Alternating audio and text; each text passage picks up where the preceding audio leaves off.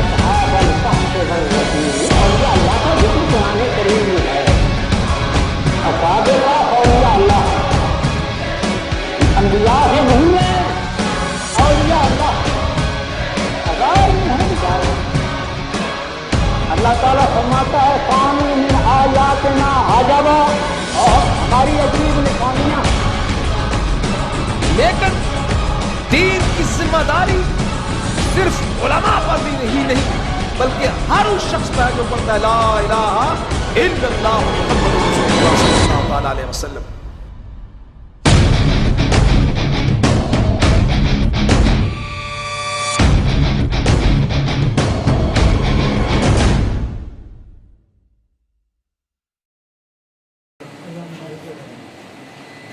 حاضرین گرامی کر ابھی 2 منٹ کے بعد مغرب کا وقت ہوا چاہتا ہے, اذان مغرب ہوگی, جماعت ہوگی, اس کے بعد پروگرام اس طرح جاری و ساری رہے گا. علماء کرام, مشائخ عظام کثیر تعداد میں جلوہ افروز ہیں, اسٹیج کی زینت ہے, اور آپ تمام احباب بھی ہمدن گوش ہو کے علماء کرام کے خطابات سماعت فرما رہے ہیں. اللہ رب العزت علماء کرام, مشائخ عظام کا یہاں پہ آنا, اپنے ذاتی خیالات کا اظہار کرنا اپنی بارگاہ میں مقبول اور منظور فرمائے, اور ان تمام علماء کرام کا سایہ ہمارے سروں پر تادیر سلامت اور قائم فرمائے. اور آپ جس محبت سے, جس انداز میں ہمدن گوش ہو کے علماء کرام کے خطابات سن رہے ہیں, رب کائنات آپ کی سماعتوں میں اور برکتیں عطا فرمائے, اور اللہ رب العزت ہمیں جملہ دینی تعلیمات پہ عمل پیرا ہونے کی توفیق عطا فرمائے. صرف 2 منٹ رہتے ہیں, اور 2 منٹ میں ہو گیا جی. تمام عوام سے گزارش ہے کہ صفحے سیدھی فرمائیں.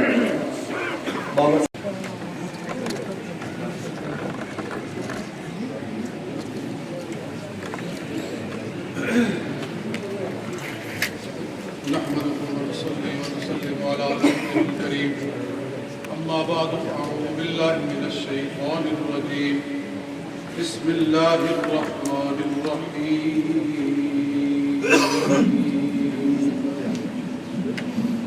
يرفع الله الذين آمنوا منكم والذين أوتوا العلم درجات. صدق الله العظيم. فقال الله تبارك وتعالى في كلامه إن الله وملائكته يصلون على النبي يا أيها الذين آمنوا صلوا عليه وسلموا تسليما. اللهم صل على سيدنا ومولانا محمد وعلى آل سيدنا ومولانا محمد وبارك وسلم.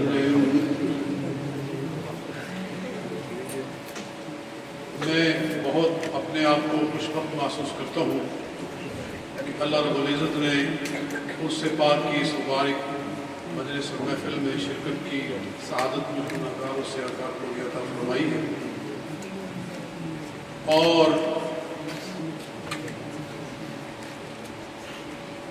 مناظر اعظم علامہ محمد عمر اچھڑوی رحمۃ اللہ تعالی علیہ کا ذکر خیر ہو رہا ہے. ان کے صاحبزادے مناظر اسلام حضرت علامہ مولانا محمد عبدالوہاب صدیقی رحمۃ اللہ تعالی علیہ کی یاد میں یہ عرس مبارک کی تقریب منعقد ہے. اور میں حضرت علامہ محمد عبدالوہاب رحمۃ اللہ تعالی علیہ کے ممنونین میں سے من لم یشکر الناس لم یشکر اللہ حدیث مبارک ہے. مجھے اس ملک میں لانے والے علامہ محمد عبدالوہاب رحمۃ اللہ تعالی علیہ تھے, اور اس کا سبب یہ بنا کہ میرے والد صاحب رحمۃ اللہ تعالی علیہ کے وہ گہرے دوست تھے. میرے میرے والد گرامی شیخ الحدیث علامہ محمد علی رحمۃ اللہ تعالیٰ علیہ اور مناظر اسلام علامہ محمد عبد الوہاب رحمۃ اللہ تعالیٰ علیہ، یہ دونوں ایک استاد کے شاگرد تھے، ابھی آپ پہلے سن بھی رہے تھے، اور علامہ صدیق صاحب تشریف فرما ہے، آپ یہ گلاسگو سے، یہ بھی ان کے کلاس فیلوز میں سے ہیں۔ تو انہوں نے اکٹھا علم دین حاصل کیا، اور پھر نارووال جو یہ سیالکوٹ کا ایک اب تو الگ ضلع ہے، پہلے تحصیل تھی اب ضلع ہے، نارووال کے اندر میرے والد گرامی رحمۃ اللہ تعالیٰ علیہ بھی ایک مسجد میں خطیب تھے، اور علامہ محمد عبد الوہاب رحمۃ اللہ تعالیٰ علیہ بھی ایک دوسری مسجد میں خطیب تھے، نارووال میں رہتے دونوں لاہور میں تھے، اور ہر جمعہ کو یہ دونوں اکٹھے جاتے تھے بائی ٹرین اور اکٹھے واپس آتے تھے۔ تو بڑا ایک گہرا لنک تھا، بلکہ میں تھوڑا پیچھے جاؤں کہ میرے والد گرامی رحمۃ اللہ تعالیٰ علیہ کو رد شیعت کے میدان میں اتارنے والے مناظر اعظم علامہ محمد عمر اشروی رحمۃ اللہ تعالیٰ علیہ تھے، یعنی والد صاحب رحمۃ اللہ تعالیٰ علیہ لاہور میں تقیہ سادواں ایک علاقہ ہے، وہاں خطیب تھے، اور وہاں شیعوں کا بڑا گڑھ ہے، شیعہ بے شمار ہے، تو شیعوں کی طرف سے سوالات آتے تھے، اور ان کا جواب لینے کے لیے والد صاحب رحمۃ اللہ تعالیٰ علیہ مناظر اعظم کے پاس جایا کرتے تھے، اور دونوں کا زمانہ ایک تھا۔ تو مناظر اعظم رحمۃ اللہ تعالیٰ علیہ نے کتابیں مہیا کی کہ یہ کتاب ہے، یہ کتاب ہے، یہ کتاب ہے، اور ساری کتابیں کچھ مفت دی، کچھ خرید کر ان کو پہنچوائیں، اور ان کو اس میدان میں اتارا، اور والد صاحب رحمۃ اللہ تعالیٰ نے اکثر ان کو اپنے مدرسہ میں جامعہ رسولیہ شیرازیہ لاہور کے اندر ان کو بلایا کرتے تھے، اور ان سے خطاب کروایا کرتے تھے، اور میں نے بچپن میں ان کے خطاب سنے بھی تھے۔ وہ دور آج تک ہمیں یاد ہے، اور مناظر اعظم رحمۃ اللہ تعالیٰ علیہ کے کارناموں میں سے ایک بڑا کارنامہ یہ ہے کہ انہوں نے شیعوں کا ناطقہ بند کیا تھا۔ پورے پاکستان میں جہاں کہیں کوئی ایسا مسئلہ پیش آتا تھا تو مناظر اعظم رحمۃ اللہ تعالیٰ علیہ کا نام سن کر ہی شیعہ مناظرین ایسے بھاگتے تھے جیسے کہ گلیل سے کوے بھاگتے ہیں۔ اللہ تعالیٰ نے اہل سنت کو ایک شعر عطا فرمایا تھا، جس کی للکار سے بڑے بڑے دیگر بھاگ جاتے تھے، اور یہ صحیح ہے، اس میں شک نہیں، یہ فرقہ جس قدر خطرناک ہے، جس قدر یہ بڑے خوفناک عقیدے رکھتا ہے، اس کا محاسبہ کوئی ہر آدمی نہیں کر سکتا، سارے علماء نہیں کر سکتے۔ ان کا محاسبہ وہ کر سکتا ہے جس نے ان کی کتابوں کو پڑھا ہو۔ یہ بظاہر بڑے پولائٹ، بڑے نرم، اور بڑا ان کا لہجہ کین، مگر ان کے دل میں جس قدر بغض ہے، ان کے دل میں جس قدر حسد ہے صحابہ کرام کا، سرکار دو عالم صلی اللہ علیہ وسلم کی ازواج مطہرات کا، وہ نہایت خوفناک ہے۔ میں نے ان کی کتابوں کو بہت گہرا پڑھا ہے، اور جتنا میں نے ان کو دیکھا ہے وہ نہایت خطرناک ہے۔ ان کی کتابوں میں لکھا ہوا ہے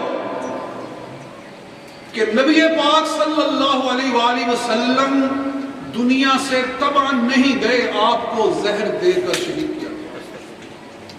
حضور صلی اللہ علیہ وسلم کو شہید کیا گیا، اور کہتے ہیں قرآن فرماتا ہے، یعنی قرآن کی دیکھو تفسیر کیسے کرتے ہیں کہ اللہ نے فرمایا وَمَا مُحَمَّدٌ إِلَّا رَسُولٌ قَدْ خَلَتْ مِن قَبْلِهِ الرُّسُلُ أَفَإِن مَّاتَ أَوْ قُتِلَ انقلبتم علی اعقابکم، کہ محمد صلی اللہ علیہ وسلم اللہ کے رسول ہیں، اور سب رسول دنیا سے چلے گئے، پردہ کر گئے، اگر وہ فوت ہو جائیں یا قتل کر دیے جائیں تو کیا تم الٹے پاؤں دین سے واپس چلے جاؤ گے؟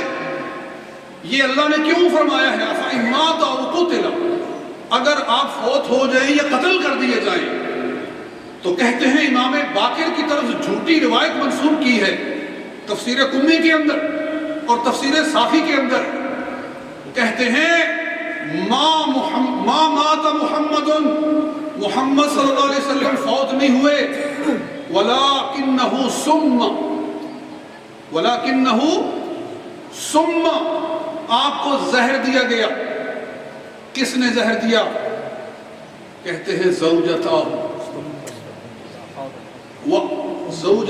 وَأَبَوَاهُمَا، دو بیویوں نے اور ان کے دونوں باپوں نے۔ فَلَّعْنَةُ اللَّهِ عَلَىٰ هَؤُلَاءِ الْأَرْبَعَةِ، جی تو ان چاروں پر اللہ کی لعنت ہو۔ سمجھنے والے سمجھتے ہیں کہ انہوں نے کیا کہا ہے؟ زوجتاہ، حضور کی دو بیویوں نے حضور کو زہر دیا، یعنی حضرت ام المؤمنین عائشہ صدیقہ رضی اللہ تعالی عنہا اور حضرت سیدہ حفصہ ام المؤمنین رضی اللہ تعالی عنہا، وَأَبَوَاهُمَا، اور ان کے جو دونوں باپ تھے۔ یہ تفسیر قمی، تفسیر صافی اور بحار الانوار، ان سب کتابوں کے اندر یہ سارا درج ہے۔ یہ ان لوگوں کا عقیدہ ہے، اور ان کو اپنے اسٹیج کی زینت بنانا، ان لوگوں کو اپنی محفلوں میں بلانا، ان لوگوں کو اہل سنت کا اسٹیج مہیا کرنا، یہ ظلم ہے اہل سنت کے اوپر۔ اور یہ ان کا عقیدہ یہاں تک ہے، یعنی کہتے ہیں کہ حب علی یہ محبان علی نہیں ہیں، یہ دشمنان علی ہیں، یہ دشمنان اہل بیت ہیں۔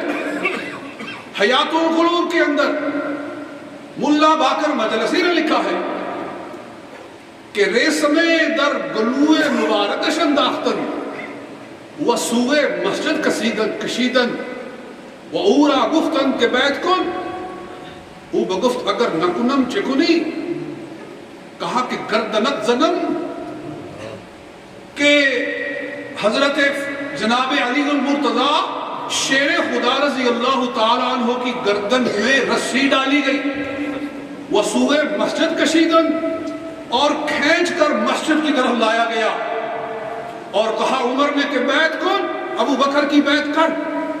انہوں نے کہا اگر نہ کنم، اگر میں نہ کروں تو پھر کیا ہوگا؟ کہا کہ گردنت زنم، میں تیری گردن اتار دوں گا۔ تو ہاتھ بڑھا کر بیعت کر لی۔ جی یہ مولا علی کے ساتھ ان کی محبت ہے۔ ارے مولا علی شیر خدا رضی اللہ تعالیٰ عنہ کے ساتھ کی محبت نہیں، یہ مولا علی کی دشمنی ہے، مولا علی کی گستاخی ہے۔ مناظر اعظم رحمت اللہ تعالیٰ علیہ کی وہ آواز آج بھی میرے کانوں میں گونج رہی ہے۔ آپ اپنے مواعظ کے اندر بڑے خوبصورت انداز میں پڑھا کرتے تھے، آپ فرماتے تھے شاہ مردہ شیر یزدہ قوت پروردگار، لا فتح الا علی، لا سیف الا ذوالفقار۔ بڑا پیارا انداز تھا، بڑا خوبصورت آواز تھا۔ آپ فرماتے تھے شاہ مردان شیر یزدان قوت پروردگار، لا فتح الا علی، لا سیف الا ذوالفقار۔ تم نے کیا سمجھا ہے مولا علی کو؟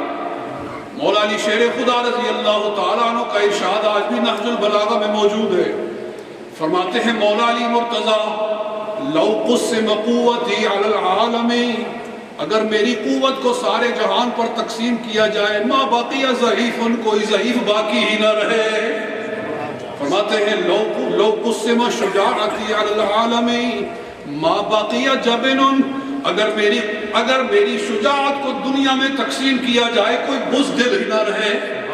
فرماتے ہیں لو قسم علمی علی العالم ما بقی جاہل، اگر میرا علم ساری دنیا پہ تقسیم کیا جائے کوئی جاہل نہ رہ جائے۔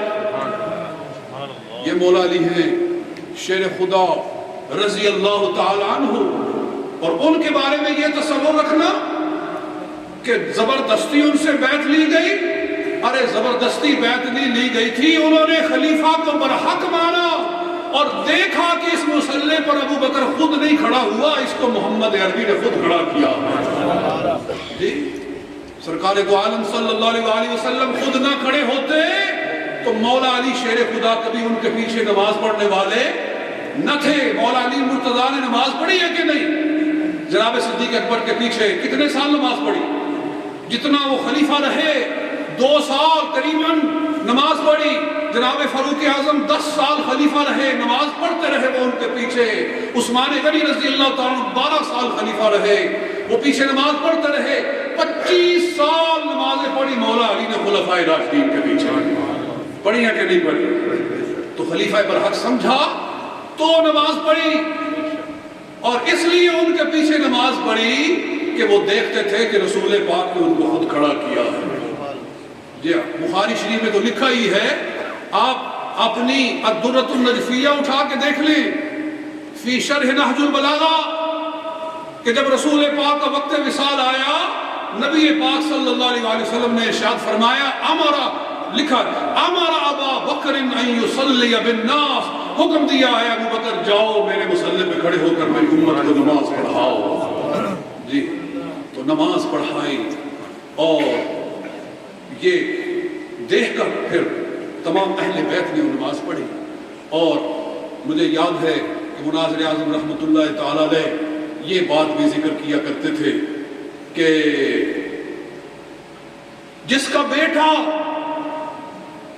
جناب امام علی مقام امام حسین رضی اللہ تعالی عنہ میدان کربلا میں اپنا سارا کنبہ شہید کرا دیتے ہیں، لیکن ظالم کے ہاتھ میں ہاتھ نہیں دیتے۔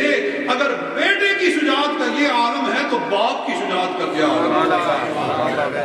یہاں بڑی باتیں کہی جا سکتی ہیں۔ اللہ تعالیٰ ہمیں اس عقیدے پر اور اس نظریے کے اوپر ہمیشہ قائم اور دائم رکھے۔ میں کافی تاخیر ہو گئی، اس لیے میرے خیالات بھی مختلف ہو گئے، میں اتنی تفصیل سے وہ بات نہیں کر سک رہا، یعنی کرنا تھوڑا مشکل ہو رہا ہے۔ ایک الجھن مجھے پیدا ہو رہی تھی، یہاں ایک آیت دہرائی گئی ہے قرآن پاک کی کافی مرتبہ کہ ان اولیاءہ الا المتقون، اس کا معنی یہ سمجھا گیا ہے کہ اللہ کے اولیاء تو صرف متقون ہیں۔ یہ ساری آیت پڑھنی چاہیے۔ اللہ تعالیٰ کیا ارشاد فرماتا ہے کہ وَمَا لَهُمْ أَلَّا يُعَذِّبَهُمُ اللَّهُ وَهُمْ يَصُدُّونَ عَنِ الْمَسْجِدِ الْحَرَامِ وَمَا كَانُوا أَوْلِيَاءَهُ۔ جی اللہ تعالیٰ کافروں کو عذاب کیوں نہ دے جبکہ وہ لوگوں کو مسجد حرام سے روکتے ہیں۔ وَمَا كَانُوا أَوْلِيَاءَهُ، حالانکہ وہ اس مسجد کے اولیاء نہیں ہیں، مسجد حرام کے وہ متولی نہیں بن سکتے۔ ان اولیاءہ الا المتقون، مسجد حرام کے متولی تو صرف متقین ہونے چاہیے۔ سبحان اللہ۔ جی تو یہاں اولیاءہ جو ضمیر مجرور ہے، ضمیر مجرور متصل واحد مذکر غائب کی، یہ اللہ کی طرف نہیں لوٹ رہی ہے، یہ مسجد حرام کی طرف لوٹ رہی ہے۔ تو قرآن پاک صاف لکھا ہوا ہے۔ تو میں نے کہا کہ یہ نعت، ہاں اگر غلط نعت پڑھے تو علماء ٹھوکتے ہیں، تو اگر قرآن پاک میں ادھر ادھر ہو جائے تو اس پر بھی بولنا چاہیے۔ اور الحمدللہ یہ اللہ نے مجھے سعادت عطا فرمائی کہ مجھے یہاں برطانیہ میں آئے ہوئے 26 سال قریباً گزر گئے ہیں، میں نے پورے قرآن پاک کی تفسیر لکھی، اور اب وہ طباعت کے قریب ہے، انشاءاللہ اس رمضان سے پہلے یہ بعد میں چھپ جائے گی۔ اور اس کے علاوہ اللہ نے یہ بھی توفیق بخشی کہ میں نے ابن ماجہ شریف کی عربی میں شرح لکھی، سبحان اللہ، پورے ابن ماجہ کی 4400 حدیثیں، اس ہر حدیث کے نیچے عربی میں کومنٹری، اور یہ کتاب چھپ گئی ہے، مارکیٹ میں آ گئی ہے۔ میں نے علماء کی خدمت اس لیے ابھی چھپی ہے، اگر کوئی صاحب اس کو پڑھنا چاہے تو اس کو پیش کی جائے گی۔ تو یہ بھی اللہ تعالیٰ کی سعادت۔ اور ایک اور اللہ نے یہ سعادت عطا فرمائی کہ پرسوں قصیدہ بردہ شریف کی شرح میں نے مکمل کی، 1 مہینہ لگا، پورے 1 مہینہ اور 2 دن میں قصیدہ بردہ کی کہ 162 اشعار 161 اشعار ہیں، ان کا میں نے ہر شعر کا ایک تو منظوم اردو ترجمہ بھی کیا اور پھر اس کی شرح بھی ساتھ ساتھ، اور یہ تقریباً 600 یا 700 صفحات کے لگ بھگ یہ کتاب بن گئی ہے، اور انشاءاللہ 2 مہینے کے اندر اندر یا 2.5 مہینے 3 کے اندر اندر اس کو ہم چھاپ کر لے آئے۔ تو اللہ رب العزت یہ اسی طرح اللہ تعالیٰ ہمیں اسی کام میں لگائے رکھے اور اسی میں ہمیں موت عطا فرمائے۔ اور میں دعا گو ہوں مناظر اعظم رحمۃ اللہ تعالیٰ۔ اور پھر یہ ایک اور بات ذہن میں آ گئی، اس مسجد کے اندر ہم نے نماز جمعہ بارہا پڑھی، مناظر اسلام محمد عبد الوہاب رحمۃ اللہ تعالیٰ علیہ کے پیچھے اور ان کے خطبات سنے، اور اس مسجد کے اندر انہوں نے اپنے والد گرامی رحمۃ اللہ تعالیٰ علیہ کا عرس شریف جو ہے وہ جاری کیا، اور وہ درمیان میں کچھ منقطع ہوا تو ان کے صاحبزادے علامہ بیرسٹر زین الاقطاب دامت برکاتہم نے اس ٹوٹے ہوئے سلسلے کو پھر جوڑ دیا ہے، اور اپنے دادا جان اور اپنے والد گرامی رحمۃ اللہ تعالی علیہ کا عرس مبارک، وہ مبارک سلسلہ ذکر خیر کا پھر جاری ہو گیا ہے۔ اس پر وہ مبارکباد کے مستحق ہیں، اللہ تعالیٰ اس کو ہمیشہ جاری رکھے۔ انشاءاللہ ہم آتے رہیں گے اور اپنی حاضری پیش کرتے رہیں گے۔